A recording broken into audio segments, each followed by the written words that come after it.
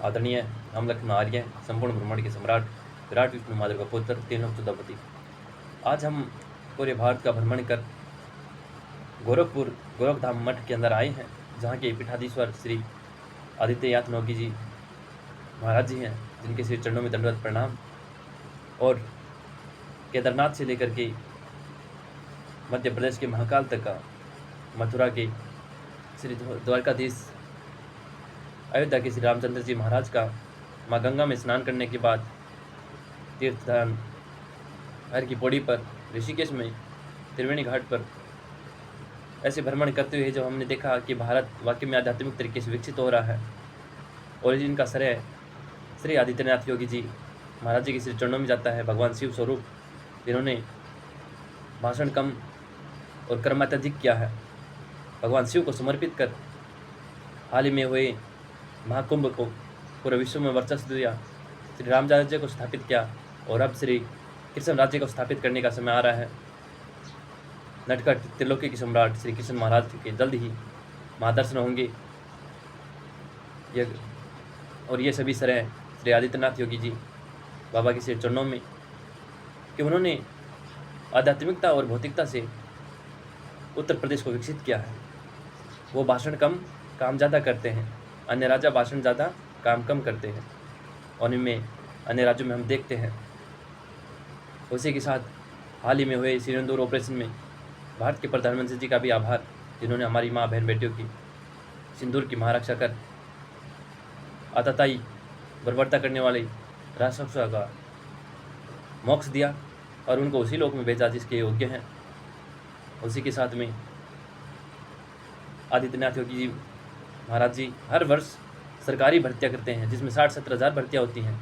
अन्य राज्यों में 5,000 भर्तियाँ होती हैं, और उसमें भी कहीं ना कहीं पेपर लीक, अनेक समस्याएं आती हैं। यह दर्शाता है कि वैरागी परम ब्रह्म को ही समर्पित कर अपना मानव जीवन विकसित करता है, और भौतिक मनुष्य माया को समर्पित कर अपना मानव जीवन विकसित करता है। तो जिस तरीके से श्री आदित्यनाथ योगी जी महाराज जी कर्म करते हैं, अगर सभी अन्य राज्यों के राजा भी अगर अपने मानव जीवन में उस तरीके की नीति अपना ले, तो भारत 2045 नहीं 2027 तक विकसित हो जाएगा। और ईमानदारी, दया, क्षमा, त्याग, धैर्य, जिससे युवाओं का जीवन अविकसित नहीं होगा, उनके माता पिताओं का जीवन अविकसित नहीं होगा, वो नशे की लत में नहीं जाएंगे, वो नकारात्मक कार्य नहीं करेंगे, वो धर्म की एक पत्नी, धर्म के एक पति, धर्म के एक संतान के आधार पर चलेंगे कि 1.25 लाख से 1 लड़ाऊँ फिर गुरु गोविंद कहलाऊँ। कि वो अपनी संतानों को इतना ताकत बनाएंगे कि वो 3 लाख पर भी भारी होंगी। 1000 संतानें पैदा नहीं करनी पड़ेंगी, बल्कि एक में ही इतनी ताकत होगी आध्यात्मिक और भौतिकता के द्वारा कि वह से विकसित हो पाएंगी।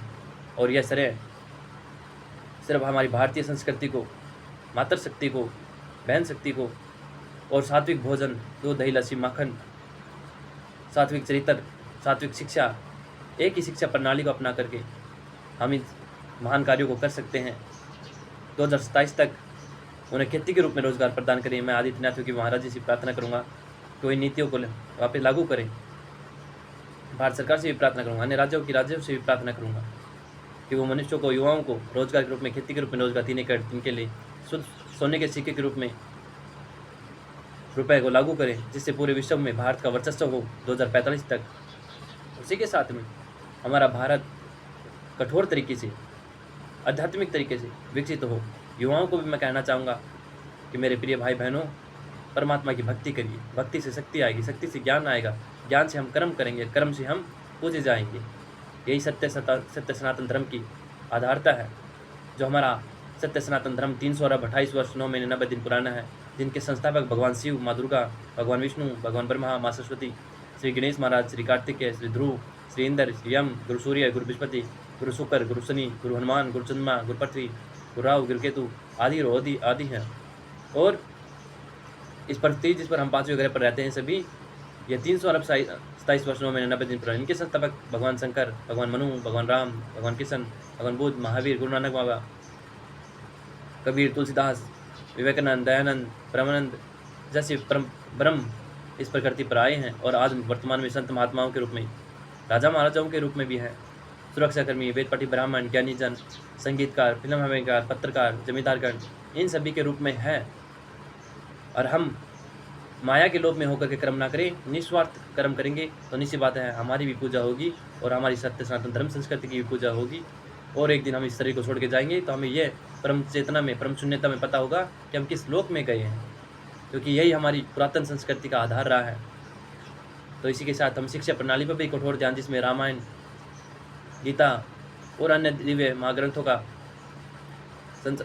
शिक्षा प्रणाली में लागू हो, जिससे कि अच्छी शिक्षा प्राप्त हो सके, अच्छा ज्ञान प्राप्त हो सके युवा भाई बहनों को, और वो अपने मानव जीवन को अच्छे से विकसित कर पाएँ। इसी के साथ मैं आदित्यनाथ योगी जी महाराज जी के श्री चरणों में दंडवत प्रणाम करता हूँ, भगवान शिव स्वरूप, जिन्होंने वाक्य में ही पूरे भारत में नहीं पूरे विश्व में इस महान आध्यात्मिकता को स्थापित कर पूरे भारत का वर्चस्व पूरे विश्व में गौरवान्वित किया है।